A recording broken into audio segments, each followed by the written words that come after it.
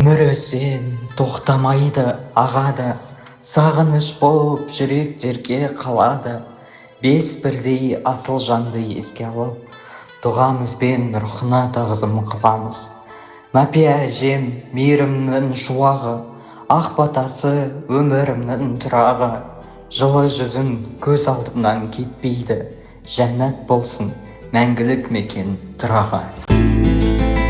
Сейтқали атам бәйтеректей саялы, өнегеңіз ұрпақтарға аяулы.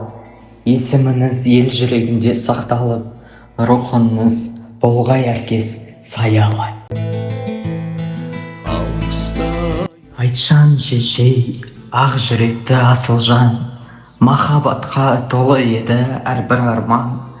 Ақ мейіріман мәңгі бізбен бірге жүр, сағынышқа айналдың сен әрбір таң. Ахметқали әкем, асқар таудай панамыз, өсиетін өмір бойғы бағамыз. Жоқтығыңды сезінсек те күн сайын, жүрегімде мәңгі бірге қаласың. Мақсат бауырым жарқын еді жанарын, арманың көп еді ғой биік қиялдарын. Ерте үзілсе де ғұмырының жібегі, ұмытылмайды сендей асыл бауырым. Алла бәріне рахымын жаудырсын, жәннат бақтан орындарын нәсіп қылсын. Дұғамыздан бір сәтте қалдырмаймыз, есімдерін жүректе мәңгі жаңғырсын. Дүниеге келеді адам, кетеді адам, кімге қоныс болмаған дүние жалған.